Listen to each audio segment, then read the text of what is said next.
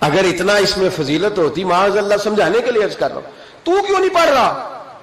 جو کام آپ کر رہے ہوتے ہیں، جو آپ کہہ رہے ہوتے ہیں، جب تک آپ روح کے ساتھ، اور یہ یاد رکھیں لفظوں کا اثر نہیں ہوتا۔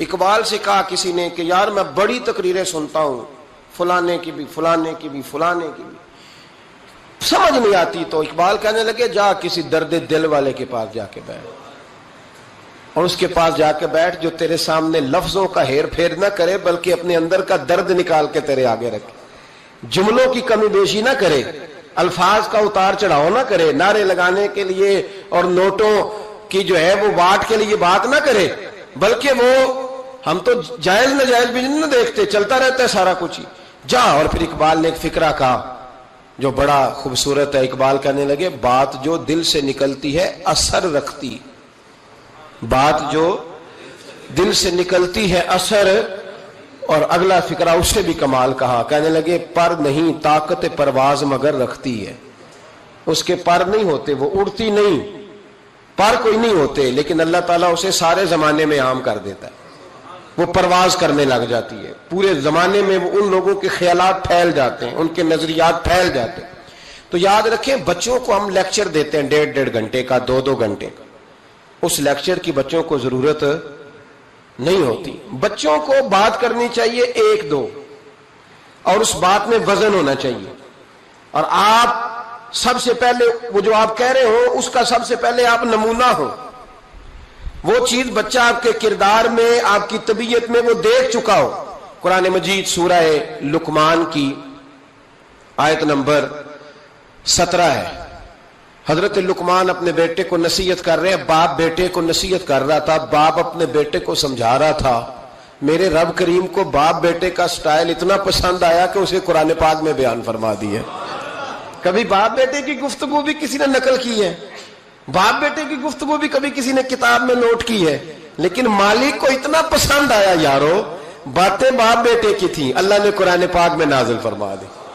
یار اتنا خوبصورت تھا باپ بیٹے کا انداز تکلم دیکھیے، باپ بیٹے سے کہتا یا بنیا، اے میرے بیٹے، اے میرے اللہ، انہیں کیا اوہ ادھر آئے نا، یا بنیا، اے میرے، دیکھیں لفظوں کا حسن، اے میرے بیٹے، اپنے حق میں قائل نہیں کیا کہ میں بوڑھا ہو گیا ہوں، بڑی محنت کی، اب تو پیسے کمایا کر، مجھے دیا کر، تجھے نہیں پتا ماں باپ کی، ہم سارا دیہڑی یہی ڈیوٹی کرتے ہیں، سارا دن یہی کام ہے کہ میری قدر کر، باقی سب ٹھیک ہے۔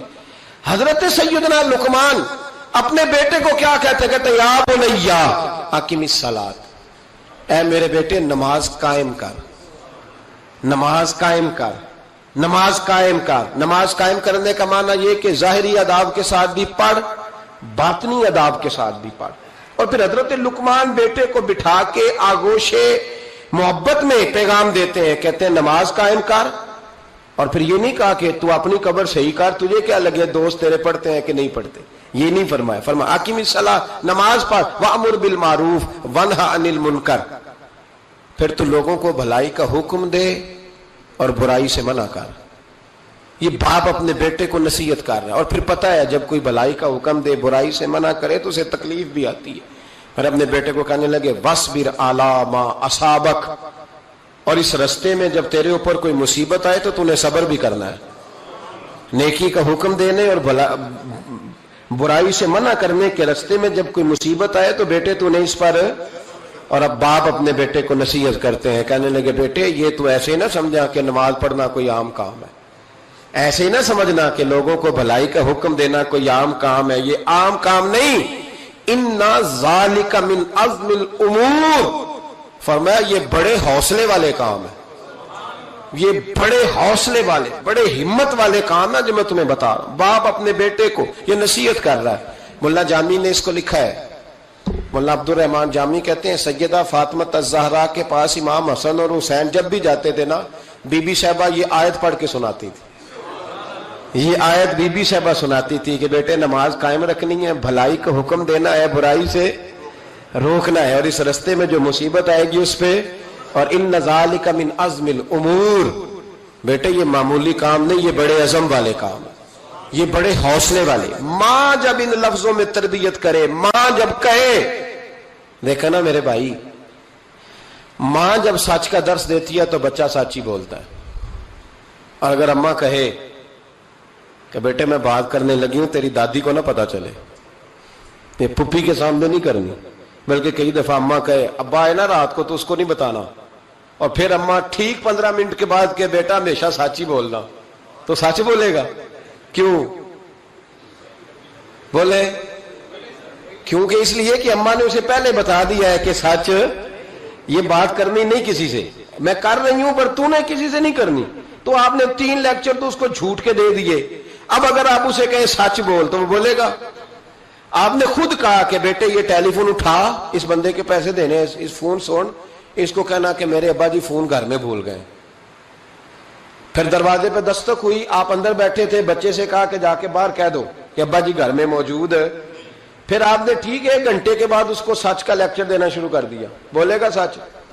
وہ بھی پھر جائے گا نا جب اپنے دوست کے گھر، تو ٹیلی فون ابا جی کا آئے گا تو دوست کو دے کے کہے گا ابا جی سے کہے کہ وہ ٹیلی فون میرے پاس بھول گیا ہے، کیونکہ یہ آپ نے پٹی پڑھائی ہوئی ہے۔ یاد رکھیں، گھر کے اندر جب تک آپ کا کردار، آپ کا اخلاص، آپ کا درد، حضرت غوث پاک جیلانی پیر بعد میں بنے، عالم بعد میں، اگرچہ پیدائشی ولی تھے، لیکن غوث اعظم کہتے ہیں میں نے سبق استاد کے پاس بعد میں پڑھا، میں نے حضرت ابو سعید مخزومی کے ہاتھ پر بیعت بعد میں ہوا، خلافت بعد میں ملی، سارا کچھ بعد میں ہوا۔ پہلے دن جب گھر سے نکلا، ابا جی میرے وصال کر گئے تھے، کہتے ہیں میری ماں نے، سید زادی نے مجھے گود میں لیا اور میرا ماتھا چوم کے کہنے لگی عبد القادر ایک وعدہ میرے ساتھ کر، زندگی میں تیری زبان سے جھوٹ نہیں نکلنا چاہیے، تیری زبان سے جھوٹ ہے۔ اور غوث پاک فرماتے ہیں جب میری ماں میرے ساتھ یہ بات کر رہی تھی تو میری ماں رو رہی تھی، رو رہی تھی۔ کبھی رو کے بھی کسی نے نصیحت کی ہے بچوں کو؟ حضرت غوث اعظم رضی اللہ تعالیٰ عنہ فرماتے ہیں مجھ پر میری ماں کی بات طاری ہو گئی، طاری ہو گئی میری ماں کی بات۔ وہ میری ماں نے آنسوؤں کے اندر لپیٹ کر جو مجھے تحفہ دیا تھا نا سچ کا، وہ میرے ذہن پر، دل پر، روح پر چھا گیا۔ اور ڈاکو جب لوٹنے آئے تو 100 دینار کپڑوں میں سلا ہوا تھا، وہ کبھی کسی نے ڈاکوؤں کو بھی بتایا کہ پیسے ہیں تو لے لو؟ یہاں تو شریعت بھی بڑی ساری گنجائش دیتی ہے کہ بچاؤ اپنا مال، لیکن غوث اعظم رضی اللہ تعالیٰ عنہ فرماتے ہیں ماں نے مجھے آنسوؤں میں لپیٹ کر دیا تھا، لپیٹ کر کے سچ بولنا ہے۔ تو مائیں عظیم ہو تو پھر بیٹے بھی عظیم ہی ہوتے ہیں، ماں عظیم ہو تو بیٹا بھی پھر عظیم ہی ہوتا ہے۔ لپیٹ کر سچ کا تحفہ دیا تھا۔ تو سیدنا غوث پاک فرماتے ہیں جب انہوں نے آ کے کہا نا کہ تیرے پاس کیا ہے، تو میں نے کہا 100 دینار ہے۔ اس نے جیبیں بھی کھولی، ہاتھ بھی کھولے، جوتے بھی اتارے، پگڑی بھی کھلوائی، کوئی شے نہ نکلی۔ تو کہتے ہیں وہ سردار کے پاس لے گیا، کہنے لگا سردار یہ عجیب بچہ ہے، کہتا ہے 100 دینار ہے، سارا ڈھونڈ لیا ملے نہیں، تو یہ جھوٹ بول رہا ہے۔ تو کہتے ہیں جب اس نے کہا نا جھوٹ بول رہا ہے، تو حضرت غوث اعظم کہتے ہیں مجھے جلال آیا، غصہ۔ میں نے کہا خبردار یہ بات نہ میرے ساتھ آج کے بعد کرنا، میں جھوٹ نہیں بولتا، یہ میرے قریب نہیں آ سکتا، خبردار۔ یہاں بچوں کو غصہ تب آتا ہے جب مرضی کا برگر نہ ملے، غوث اعظم کو غصہ کب آیا؟ خبردار سارا کچھ کر، آج کے بعد یہ لفظ نہ کہنا میں جھوٹ بولتا ہوں، عبد القادر جھوٹ نہیں بول سکتا، ہو ہی نہیں سکتا۔ اس نے کہا پھر بتا پیسے کدھر ہیں؟ تو حضرت غوث اعظم نے بٹن کھولے اور الٹ کر کے کرتا کہنے لگے میری ماں نے سیے تھے۔ 12 سال کے غوث پاک، ایک روایت ہے 14 سال۔ یہ ہم لوگ اس کو کہانی سمجھتے ہیں، کہانی نہیں بھائی، یہ واقعہ اگر تیرے میرے سامنے ہو تو اللہ کی عزت کی قسم کھاتا ہوں میں اور آپ بھی توبہ کر دیں، کیونکہ وہ واقعہ نہیں ہو رہا تھا، وہ کیفیات تھی، وہ طاری تھا سارا کچھ اس وقت۔ غوث اعظم رضی اللہ تعالیٰ عنہ کا یہ پیسے 14 سال یا 12 سال عمر مبارک ہے، ڈاکو اس کا سردار کہتا مجھے 22 سال ڈاکے مارتے ہو گئے تھے، اور 14 سال کا بچہ عشق لگا سی کھیڈا کھیڈ دی، 14 سال کا بچہ۔ غوث اعظم نے پلٹ کے دکھا یہ پیسے، تو وہ ڈاکوؤں کا سردار کہتا ہے کہ پتہ نہیں مجھے کیا ہوا کہ بچے کے جذبات کس طرح کے ہیں، افکار کس طرح کے ہیں، خیالات کس طرح۔ کہتا کہ کہاں جا رہے ہو؟ کہا میں علم سیکھنے بغداد جا رہا ہوں۔ تو کہا بیٹا دنیا پیسے چھپاتی ہے، تو نے بتایا کیوں؟ تو حضرت غوث اعظم نے پیسے اتار کے پھینکے، کہنے لگے پیسے تو رکھ، میں اس لیے بتا رہا ہوں کہ ماں سے وعدہ کر کے آیا ہوں کہ سچ بولوں گا۔ لے پیسے تجھے دے رہا ہوں. ڈاکوؤں کا سردار کہتا ہے بچے کی اتنی عمر نہیں جتنے مجھے پاپ کرتے سال گزر گئے، پر اس بچے کا ماں سے کیا ہوا وعدہ مجھے بدل گیا. میں دوڑ کے پیچھے گیا، میں نے کہا عبد القادر مجھے بھی یار بغداد ہی لے چل. کہا وہاں کیا کرنا ہے؟ کہا جس استاد کے پاس تو آگے بیٹھ کے پڑھے گا میں اس کے پیچھے بیٹھ جایا کروں گا، چلو بڑھاپے میں بھی کو رٹا لگا کے قرآن و سنت سیکھ جاؤں گا. تو کہتے ہیں تجھے کیا ہوا؟ کہنے لگے عبد القادر تو ماں سے کیا ہوا وعدہ نہیں توڑتا، میں رب سے کیے ہوئے وعدے توڑ رہا ہوں. توبہ میری. ڈاکوؤں سے کہنے لگے جاؤ کوئی سردار اور بنا لو. مجھے تو ماں بیٹے کا رشتہ جیت گیا ہے، یہ ماں بیٹے کا رشتہ مجھے جیت کے لے گیا، میں جیت گیا ماں بیٹے کے رشتے میں، یہ مجھے فتح کر گئے، تم کوئی اور سردار بنا لو. تو 22-23 ڈاکو تھے، پیچھے آ کے بیٹھ کہنے لگے سردار اگر گناہ اکٹھے کیے ہیں تو نیکیوں میں اکیلا تو نہ چھوڑ. او بھائی ماں بیٹے کا رشتہ اور ماں بیٹے کی تربیت، تو 14 سال کا بچہ توبہ کرا جاتا ہے. پر مصیبت یہ ہے کہ ہم وہ مائیں تیار کرنے میں کامیاب نہیں ہو سکے، لیکن ہم نے سدا ناکام نہیں رہنا. مائیں تیار کرنی ہے. مائیں تیار، یہ والا مطالبہ نا بیوی سے کرتے ہیں کہ میری بیوی فٹافٹ صحیح ہو جائے، بیٹی سے کریں یہ مطالبہ، بہن پر کریں یہ محنت. یہ والی میرے حضرت خنساء رضی اللہ تعالی عنہا، جناب خنساء حضور کی ایک صحابیہ ہیں، انہوں نے بعد میں کلمہ پڑھا. دور جاہلیت میں ان کا ایک بھائی قتل ہو گیا تھا. انہوں نے اپنے بھائی کے جانے پر، قتل ہونے پر ایک مرثیہ کہا تھا. وہ مرثیہ اتنا مشہور تھا کہ جہاں بھی پڑھا جاتا لوگ اپنا کوئی جانے والا یاد کر کے رونے لگ جائے. ہمارے ہاں تو اب نعت خانوں نے رواج بنایا نا، جس کے گھر میں کوئی فوتگی ہوتی ہے اسے اور زیادہ رلاتے ہیں. میاں صاحب تو شعر لکھ گئے تھے، کوئی یہ تو نہیں انہوں نے کہا تھا کہ سارے کلاتے ہی پڑے اجے. انہوں نے تو شعر لکھا تھا نا، باپ مرے تے سر ننگا ہوندا تے پائی مرن تے کنڈ خالی تے ماما بعد محمد بخشا کون کرے رکھوالی. اب اس کو پتا ہے اس پہ روئیں گے بھی زیادہ، نوٹ بھی زیادہ دیں گے، تو ہر جگہ جا کے نا بات یہی چھیڑ دیتا ہے. اب وہ بیچارے بچے پہلے سے زیادہ روتے ہیں، تڑپتے ہیں. حالانکہ حکم یہ تھا کہ جب کسی جاؤ نا فوتگی پہ تو ان کو رلانا نہیں بلکہ ان کو حوصلہ دینا ہے. نعت خانوں کی بات ہوئی ہے تو آپ نے بڑا غور سے دیکھا ہے میری طرف، میں اور آپ بھی ایسے ہی کرتے ہیں. وہ جائیں گے نا تو پوچھیں گے یہ بچہ اس کا، یہ جو فوت ہو اس کا یہ بچہ، او ہو بیچارہ دیکھو نا چھوٹا سا تھا، ماں چلی گئی، بڑا مشکل ہے یتیموں کے لیے. تو یتیم چارہ نفسیاتی مریض بن جاتا ہے. وہ کہتا ہے بالکل چاچا صحیح کہہ رہا ہے، یتیموں کے بڑے برے حال ہوتے ہیں. اس طرح کر کے ہم نفسیات کمزور کرتے ہیں بچوں کی. حالانکہ بتانا چاہیے بیٹے فکر نہ کر، میرے نبی پاک بھی تو یتیم ہی پیدا ہوئے تھے نا، تو سارے یتیموں پر حضور کا سایہ ہے. بجائے حوصلے دینے کے ہم اور کمزور کرتے ہیں، اور زیادہ کمزور کرتے ہیں، اور زیادہ لوگوں کو تکلیف دیتے ہیں. تو قصیدہ جناب خنساء رضی اللہ تعالی عنہ کا بڑا مشہور تھا، عربی قصیدہ لکھا تھا انہوں نے. کسی کے ہاں بھی کوئی انتقال کر جاتا تو ان کا وہ عربی قصیدہ پڑھا جاتا، اور جب وہ قصیدہ پڑھا جاتا تو لوگ دھاڑے مار مار کے روتے، دھاڑے مار مار. حالانکہ رونا رلانا اتنا اہم کام نہیں جتنا کسی کے دل کو تسلی دے دینا اہم کام ہے. جتنا کسی کی اشک شوئی، اشک آنسو نکالنا تو جرم ہے، آنسو پوچھنا ثواب ہے. یہاں لوگ رلانے کی ڈیوٹی کرتے ہیں، آنسو پوچھنے کی ڈیوٹی نہیں کرتے.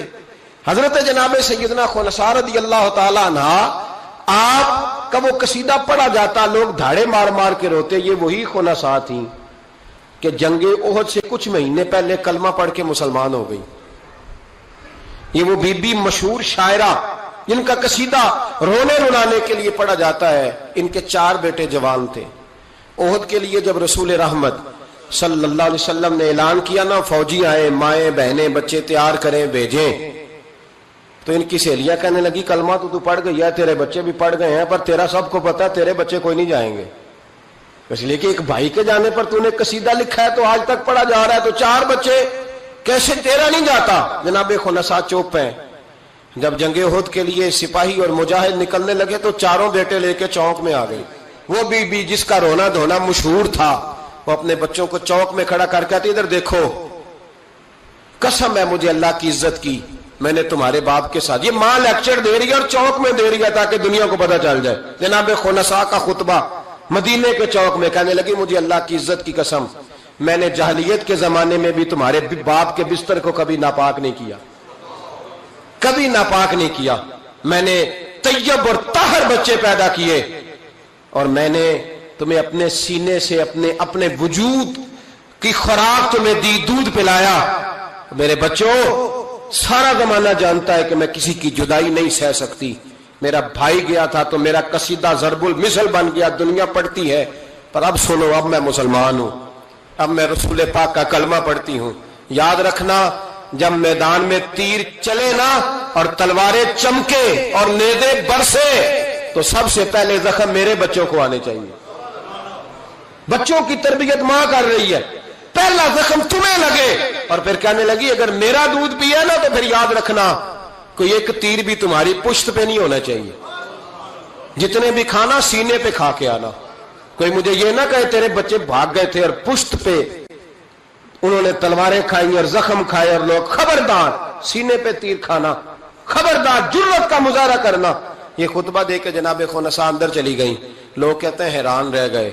مزے کی بات یہ تھی، پھر بھی بیبیاں کہنے لگی خطبہ تو دے دیا ہے، دعا کرو اس کا کوئی بچہ شہید نہ ہو جائے۔ بڑے سخت قصیدے لکھتی ہے، شہید نہ ہو جائے، دعا کرو۔ لیکن اللہ بڑا ہی بے نیاز ہے، ان کے چاروں بچے شہید ہو گئے، چاروں۔ 18 زخم تھے بچوں کے پر، تھے سارے سینے پہ، 18 گھاؤ تھے تلواروں کے پر، سارے سینے پہ۔ میرے محبوب بہت سے واپس آئے۔ او بھائی، 4 بیٹے جس ماں کے چلے جائیں، اس ماں کو تسلی کون دے؟ جناب خنساء کے کھڑی ہوئی تو صحابہ کہتے ہیں ہمارا خیال تھا کوئی درد والا شعر پڑے گی، رلا دے گی دنیا کو، لیکن میرے حبیب پاک نظر اٹھائی، کہا خنساء تجھے پتا ہوگا تیرے 4 بیٹے شہید ہو گئے۔ کہنے لگی حضور یہی تو دکھ ہے۔ جب کہا نا یہی دکھ ہے تو کان کھڑے ہو گئے لوگوں، حضور یہی تو دکھ ہے، یہی تو پریشانی ہے۔ محبوب نے فرمایا کیا پریشانی ہے؟ کہنے لگی حضور یہی تو پریشانی ہے، میرے 4 تھے، دل کرتا ہے میرے 14 ہوتے۔ حضور یہی تو دکھ ہے، 4 تھے، دل کرتا ہے 400 ہوتا۔ 4 کروں تیرے نام پہ جان فدا، نہ بس ایک جان 2 جہاں فدا۔ سونیا میرا 2 جہاں سے بھی نہیں جی بھرا، میں کروں کیا کروڑوں جہاں نہیں۔ کہ حضور 4 تھے۔ اور پھر مسجد نبی آج بھی اس ماں کی جرت کی گواہ ہے کہ ماں پوچھنے لگی سونیا میں یہ نہیں پوچھنے آئی کہ میرا کوئی بچہ ہے کہ نہیں، یہ پوچھنے آئی ہوں کہ میرے بیٹوں نے کوئی پشت پہ زخم تو نہیں کھایا؟ حضور کوئی پشت پہ زخم تو نہیں کھایا میرے بچوں نے؟ کوئی پشت پہ زخم؟ تو رسول پاک نے فرمایا خنساء تیری جرت کو اللہ قبول فرمائے، تیرے بچوں نے جتنے بھی زخم کھائے ہیں سینوں پہ کھائے۔ میں نے کہا مائیں عظیم ہو تو بچے بھی عظیم ہوتے ہیں، اور اگر ماں کسی کے سائے کا اندھیرا دیکھ کے ڈر جائے تو بچوں میں جرت کیسے آئے گی؟ بچے کربلا کے میدان میں کیسے جائیں گے؟ بچے اس طرح میدانوں میں کئی دفعہ کہہ چکا ہوں، لیکن پھر آج میرا دل کرتا ہے پھر بات کروں۔ حضرت عبداللہ بن زبیر، حضرت ابو بکر صدیق کے نواسے ہیں، نبی پاک صلی اللہ علیہ وسلم کی پھپھی کے پوتے جناب زبیر بن عوام، اشرم مبشرہ صحابی، ان کے بیٹے حضرت اسماء جناب صدیق اکبر کی بڑی بیٹی کے بیٹے جناب عبداللہ بن زبیر، امام حسین کے بعد نکل آئے میدان میں نکلے جناب عبداللہ بن زبیر۔ حجاج بن یوسف مقابلے میں بھیجا گیا، اللہ کی قدرت کے اگرچہ پہلے جب لڑائیاں ہوئی تو یہ کامیاب ہوئے، ہر میدان میں بڑے بہادر تھے، مکے اور مدینے کے لوگوں نے ان کے ہاتھ پر بیعت بھی کر لی، انہیں خلیفہ بھی مان لیا، لیکن حجاج بن یوسف جب آیا تو وہ تگڑی فوج لے کے آیا، کچھ ان کے ساتھی شہید ہو گئے، کچھ پسپا ہو گئے۔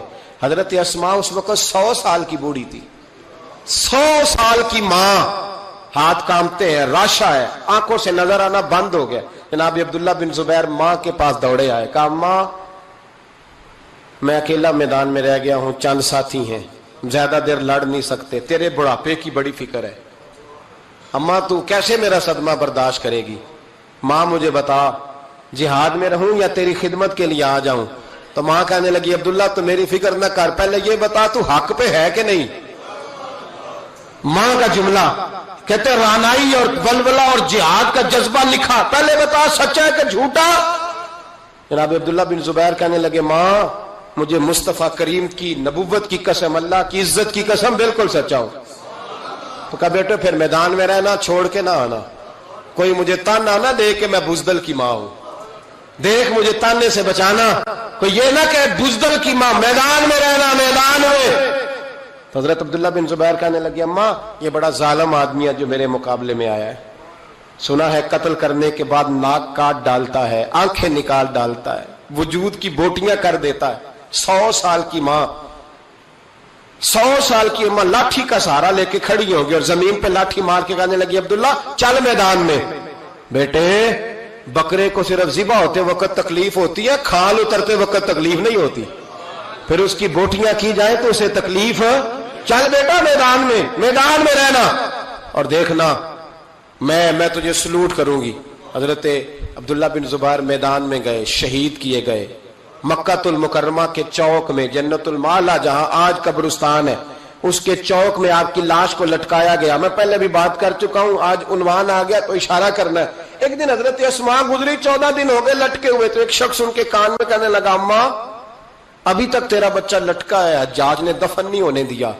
تو جناب اسماء نے پیچھے آواز دی اور اس زور سے بول کے کہنے لگی لٹکا رہنے دو، یہ بچپن سے ہی گھوڑ سواری کا بڑا شوقین ہے، بچپن سے ہی گھوڑوں پہ رہتا تھا۔ شاہ سوار گھوڑوں پہ رہتے ہیں، شاہ سوار زمین پہ نہیں ہوتے، گھوڑوں پہ ہوتے۔ لٹکا بچپن سے ہی بڑا گھوڑ سوار تھا، بڑا شوقین تھا، کوئی حرج نہیں۔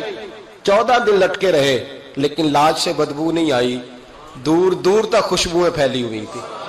لوگوں نے کہا اسماء تیرے بیٹے کے وجود سے خوشبو بڑی آتی ہے۔ کہنے لگے جب پیدا ہوا تھا نا پہلے دن اس کے نانا ابو بکر صدیق اٹھا کے مصطفیٰ کی بارگاہ میں لے گئے تھے، نبی پاک نے کھجور چبا کے گٹی دی تھی میرے بیٹے کو۔ کہنے لگی اس کے وجود سے بدبو آ سکتی ہے جس کو پہلی خوراک محمد عربی کا لعاب دہن دیا گیا ہو، اس کے وجود سے بدبو ہے، لعاب دہن شامل ہے، اس کی تو نسلوں سے بھی خوشبو آتی رہے گی۔ تو مائیں جب عظیم ہوتی تھی تو بیٹے بھی۔ حضرت وہب ابن منبع کے پاس مزدور آ گئے، مزدور، ہم سارے بڑے پریشان، اور جب جا کے اماں کو دکھ سناتے اماں تھوڑی اور رو پڑتی ہے، حالات اور خراب ہو جاتے ہیں، زیادہ خراب ہو جاتے۔ حضرت سیدنا وہب ابن منبع مزدور آ کے کہنے لگے ہماری بھی کوئی زندگی ہے، ہمیں یہ پہاڑ کاٹنے پڑتے ہیں۔ تو فرمانے لگے آؤ تمہیں بنی اسرائیل کی بات نہ سناؤں، تمہارا حوصلہ بڑھ جائے گا۔ کہا سنائیے۔ کہنے لگے بنی اسرائیل کی ایک ماں کے 7 بیٹے تھے، بادشاہ نے کہا خنزیر کھانا پڑے گا، جو بچہ یورپ بھی جائے نا اسے بھی تلقین کر کے بھیجو کہ بیٹے حرام حلال کا خیال رکھنا ہے، اس لیے کہ نبی پاک علیہ السلام نے فرمایا جو گوشت حرام سے پلے گا وہ جنت میں نہیں جائے گا۔ تو کسی کا دل کرتا ہے اس کا بیٹا جہنم میں جائے؟ کہا خنزیر کھانا ہے، خنزیر۔ یہاں لوگ مسئلہ پوچھتے ہیں فون کر کے کہ صاحب مجبوری ہے، اب ہم نے یہاں یورپ میں آ کے سٹور بنایا تو شراب تو رکھنی پڑے گی، تو میں کہتا ہوں واپس آ جاؤ اچار سے روٹی کھانا، شراب بیچنے کی مجبوری میں بھی اجازت نہیں، مجبوری میں بھی شراب کا دھندا کرنے کی اجازت، آ جاؤ اچار ڈال لو۔ میری اماں تو کہا کرتی تھی کہ گرمیوں میں اچار ڈال لو اور بڑولے میں گندم ڈال لو، پھر خیر صلی اللہ سارے سال کی، تو آؤ اچار ڈالو گندم ڈالو گزارا صحیح ہوگا، کوئی حرج نہیں، لیکن شراب بیچنے کی مجبوری میں بھی اجازت، بول کے بتائیں، بول کے گواہی دیں، شراب بیچنے کی مجبوری میں بھی اجازت ہے؟ بالکل اجازت نہیں، قطعاً اجازت نہیں۔ تو وہب ابن منبع کہنے لگے کہ ماں کو کہا گیا کہ خنزیر کا گوشت تیرے بچے نہیں کھاتے تو فساد برپا ہوتا ہے ملک کے اندر۔ بادشاہ کافر تھا تو خنزیر کھانا پڑے گا، تو ماں کہنے لگی یہ نہیں کھائیں گے۔ تو بادشاہ نے ماں کی آنکھوں کے سامنے بڑا بیٹا قتل کیا، پھر چھوٹا قتل کیا۔ وہب ابن منبع کہتے ہیں بنی اسرائیل کی اس بی بی کے سامنے 6 بیٹے قتل ہوئے، 6ٹے بیٹے صرف کس بات پر کہ خنزیر کا گوشت کھانا ہے۔ تو ماں نے کہا نہیں، میں اپنے بچوں کو حرام کھانے کی اجازت، حالانکہ شرعی مسئلہ ہے، جان بچانے کے لیے گنجائش ہے، لیکن جو ڈٹ جائے گا وہ بڑا شہید ہوگا، اس کا درجہ پھر بڑا ہوگا۔ 7ویں بیٹے کی باری آئی تو ماں کی آنکھوں میں آنسو ٹپکے، 6 بیٹے قتل ہوئے تو اماں روئی بھی نہیں۔ وہب ابن منبع کہتے بادشاہ کہنے لگا کہ اب نرم ہو گئی ہے، 6 بیٹے اکٹھے قتل ہو گئے، کہنے لگا اس کو سائڈ پہ جا کے سمجھا لے، ہے بھی چھوٹا، اگر یہ کھا لے گا گوشت خنزیر کا معاذ اللہ تو میں چھوڑ دوں گا، کم از کم تیرے بڑھاپے کا ایک سہارا تو رہ جائے گا۔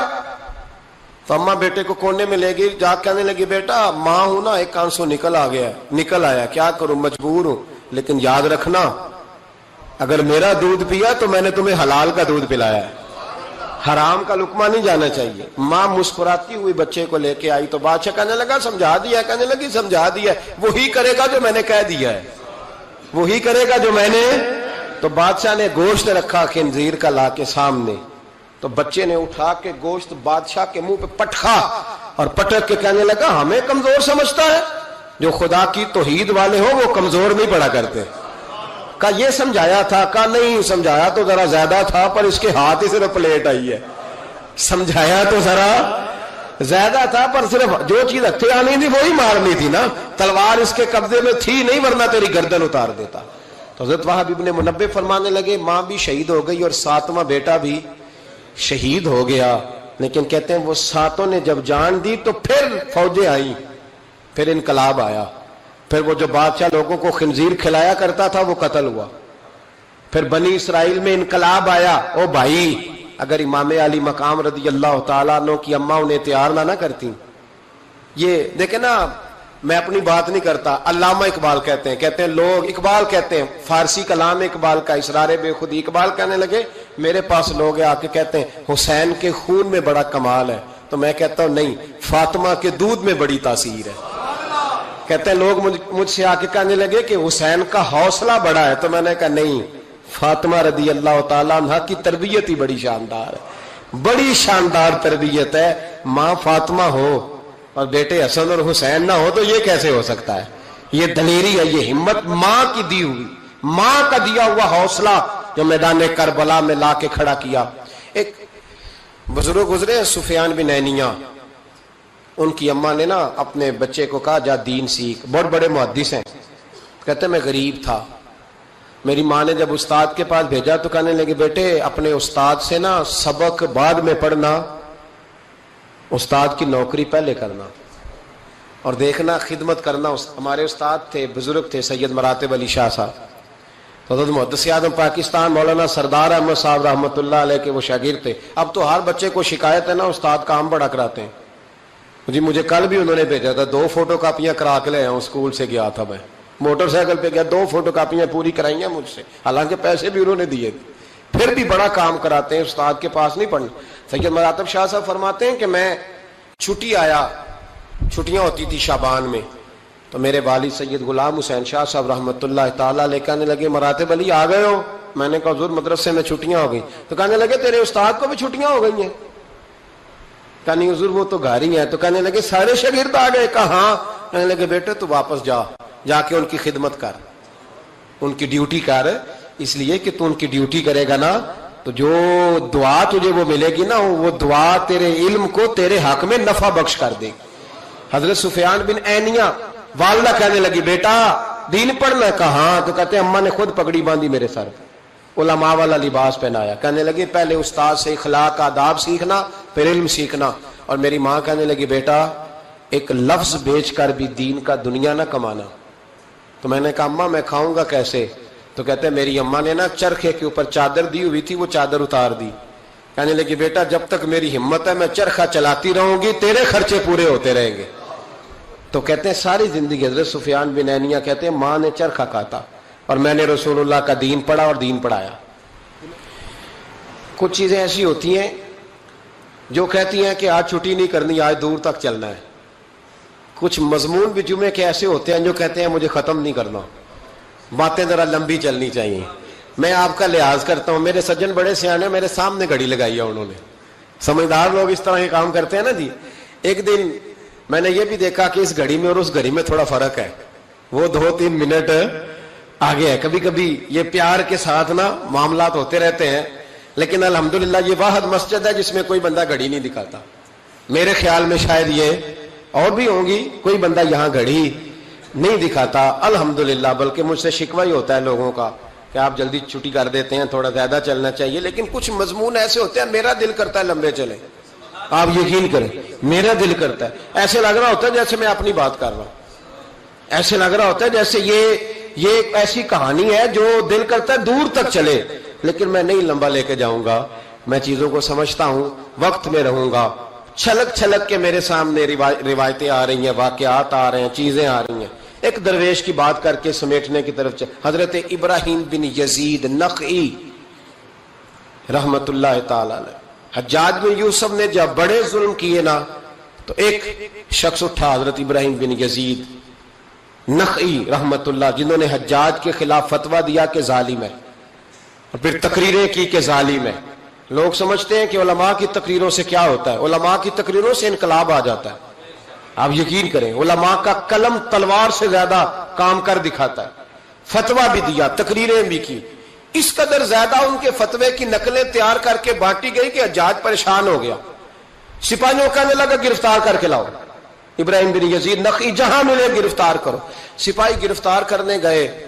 علماء اور مشائخ سے جو لوگ پیار کرتے ہیں نا، وہ روح کی گہرائیوں سے پیار کرتے ہیں، جانے دیتے ہیں اپنے بزرگوں کے ناموں پر۔ لوگ ان کو اٹھا کے لے گئے، کہا بابا جی ہم حفاظت کریں گے، دور ان کو کہیں چھپا دیا۔ فتویٰ ان کا دھڑا دھڑ چل رہا ہے، اور بھی کوئی بات وہ کرتا تو آپ فتویٰ دیتے، وہ چھپ جاتا، وہ چھپ کے اپنی ڈیوٹی کر رہے ہیں، اور ایک کونے میں بیٹھے ہیں مورچے میں، پھر بھی ان کا جو نظام ہے وہ پورا عروج پہ ہے، حجاج کی کرسی کانپ رہی ہے۔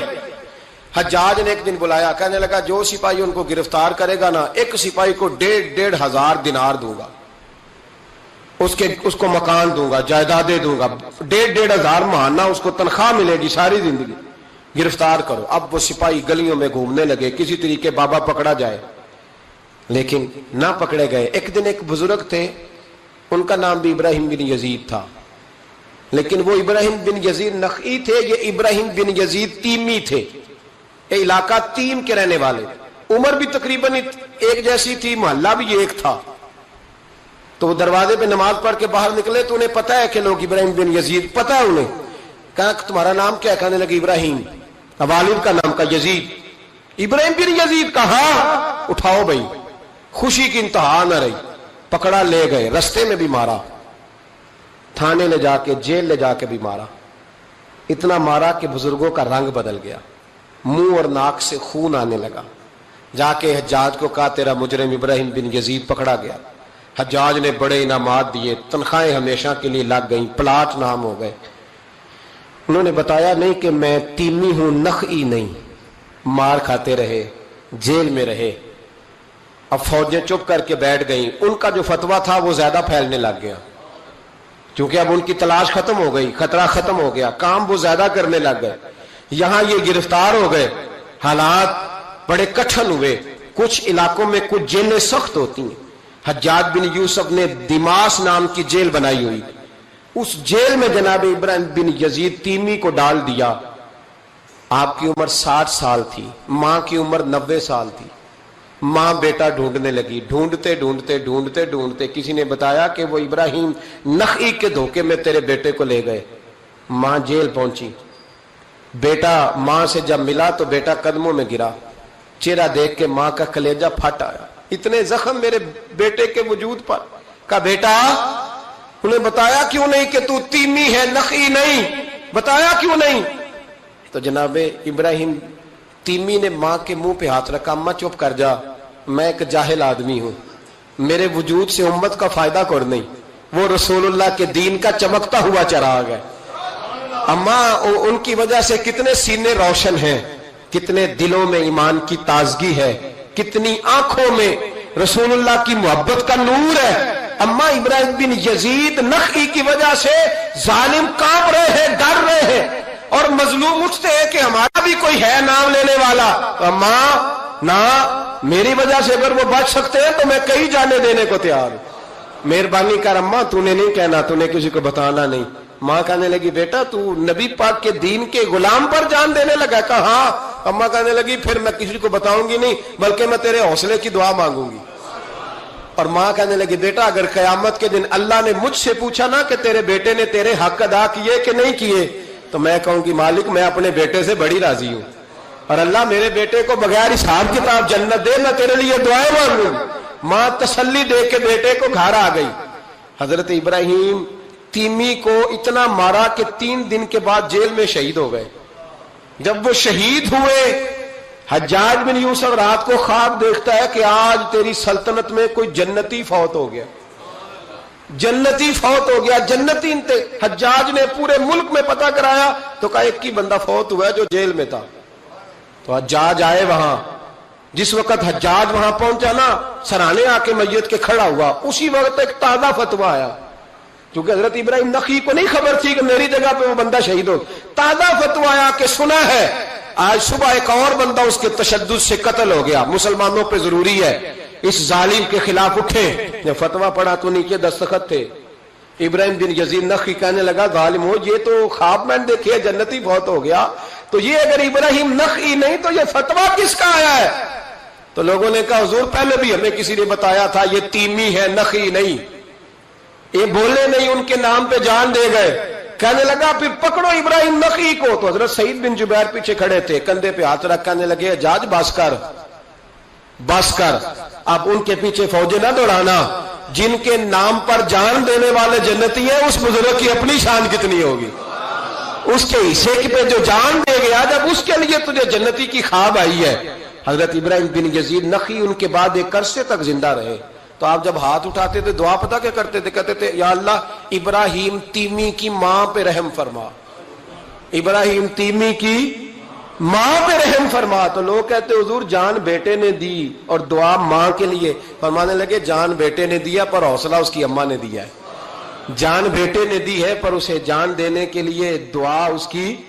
میرے آقا مدینے میں مجھے بھی اب بلا لیجئے. میرے آقا مدینے میں مجھے بھی اب بلا لیجئے. ترستی ہے میری آنکھیں, ترستی ہے میری آنکھیں, مجھے روضہ دکھا دیجئے. میرے آقا مدینے